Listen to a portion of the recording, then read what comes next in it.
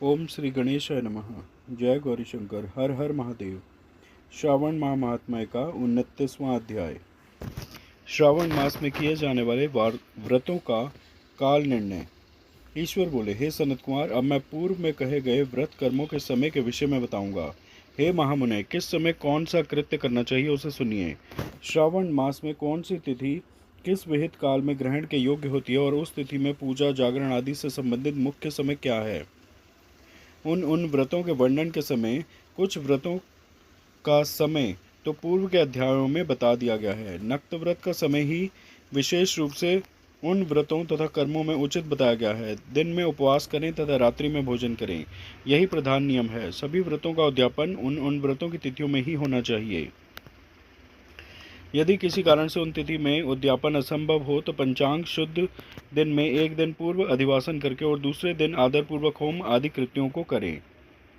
धारण पारण व्रत में तिथि का घटना व बढ़ना कारण नहीं है। श्रावण मास के शुक्ल पक्ष की प्रतिपदा तिथि में संकल्प करके उपवास करें, पुनः दूसरे दिन पारण करें, इसके बाद दूसरे दिन उपवास करें। इसी क्रम से करते रहें। व्रती को चाहिए कि वह पारण में अवश्यान्न, मूंग, चावल आदि ग्रहण करे। एकादशी तिथि में पारण का दिन हो जाने पर 3 दिन निरंतर उपवास करें। रविवार व्रत में पूजा का समय प्रातःकाल ही होना चाहिए।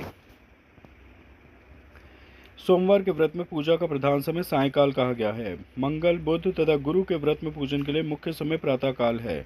शुक्रवार के व्रत में पूजन उषा काल से लेकर सूर्योदय के पूर्व तक हो जाना चाहिए तथा रात्रि में जागरण करना चाहिए। शनिवार के दिन व्रत में नृसिंह का पूजन सायंकाल में करें। शनि के व्रत में शनि के दान के लिए मध्याह्न मुख्य समय कहा गया है। हनुमान जी के पूजन का समय मध्याह्न है। अश्वत्थ का पूजन प्रातःकाल करना चाहिए। हे वत्स, रोटक नामक व्रत में यदि सोमवार युक्त प्रतिपदा तिथि हो तो वह प्रतिपदा 3 मुहूर्त से कुछ अधिक होनी चाहिए, अन्यथा पूर्व योगिनी प्रतिपदा ग्रहण करनी चाहिए। औदुंबरी द्वितीया सायंकाल व्यापिनी मानी गई है। यदि दोनों तिथियों में पूर्व वेद हो तो तृतीया संयुक्त द्वितीया ग्रहण करनी चाहिए।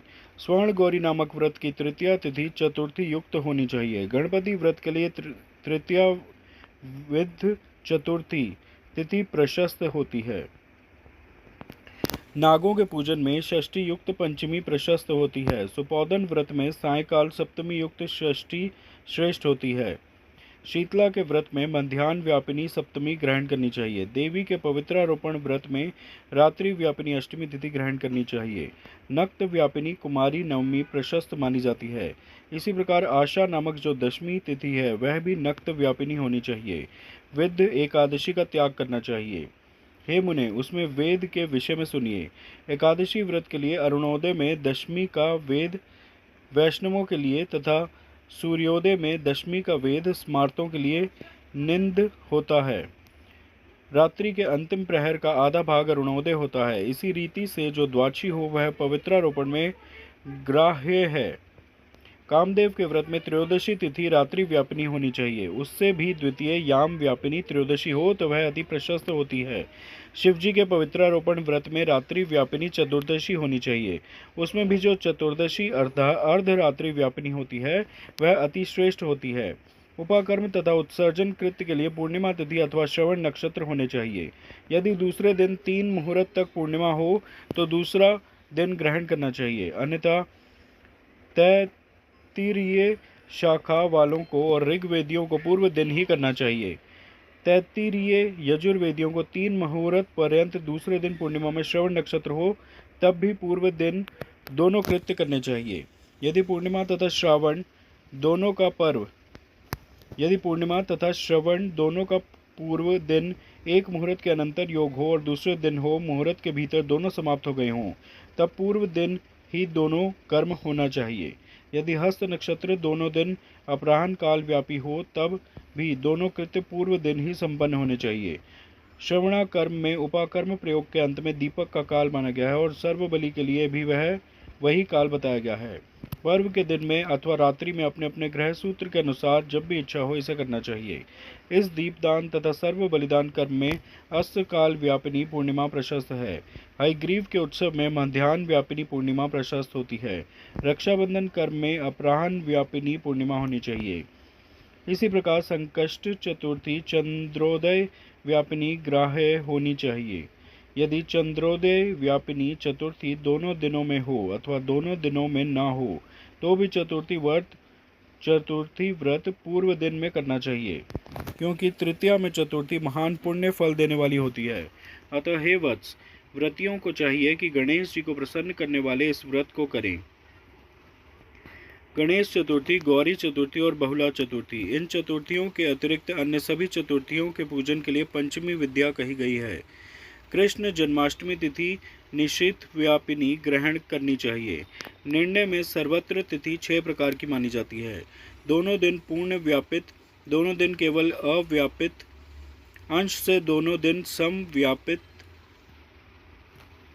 अंश से दोनों दिन विषम व्याप्त, पूर्व दिन संपूर्ण व्याप्ति और दूसरे दिन केवल आंशिक व्याप्ति, पूर्व दिन आंशिक व्याप्ति और दूसरे दिन अव्याप्ति। इन पक्षों में 3 पक्षों में जिस प्रकार संदेह नहीं है उसे अब सुनिए। विषम व्याप्ति में अंश व्याप्ति से अधिक व्याप्ति उत्तम होती है। एक दिन तिथि पूर्ण है, वही तिथि दूसरे दिन अपूर्ण कही जाती है। अव्याप्ति तथा अंश से व्याप्ति, इनमें अंश व्याप्ति उत्तम होती है, और जब अंश व्याप्ति पूर्ण हो तब तथा जब अंश से सम हो वहाँ संदेह होता है और उसके निर्णय में भेद होता है। कहीं युग्म वाक्य से वार व नक्षत्र के योग से, कहीं प्रधानद्वय योग से और कहीं पारणा योग से। जन्माष्टमी व्रत में संदेह होने पर तीनों पक्षों में पराग्रह होती है। यदि अष्टमी 3 प्रहर के भीतर ही समाप्त हुई हो तो अष्टमी के अंत में पारण हो जाना चाहिए, और उसके बाद यदि अष्टमी उषा काल में समाप्त होती हो तो पारण उसी समय करना चाहिए। पिठोर नामक व्रत में मध्याह्न व्यापिनी अमावस्या शुभ होती है और वृषभों के पूजन में सायंकाल व्यापिनी अमावस्या शुभ होती है। कुशों के संचय में संगव काल, यह दिन के 5 भागों में से दूसरा भाग होता है, व्यापिनी अमावस्या शुभ कही गई है। सूर्य के कर्क संक्रमण में 30 घड़ी पूर्व का काल पुण्यमय मानते हैं। अगस्त के अर्घ्य का काल तो व्रत वर्णन में ही कह दिया गया है। हे वत्स, मैंने आपसे यह कर्मों के काल का निर्णय कह दिया। जो मनुष्य इस अध्याय को सुनता है अथवा इसका पाठ करता है वह श्रावण मास में किए गए सभी व्रतों का फल प्राप्त करता है। इस प्रकार श्री स्कंद पुराण के अंतर्गत ईश्वर सनत कुमार संवाद में श्रावण मास महात्म्य में व्रत निर्णय काल निर्णय कथन नामक 29वां अध्याय पूर्ण हुआ। आप सब प्रेम से मेरे साथ बोलिए, हर हर महादेव, हर हर महादेव, हर हर महादेव।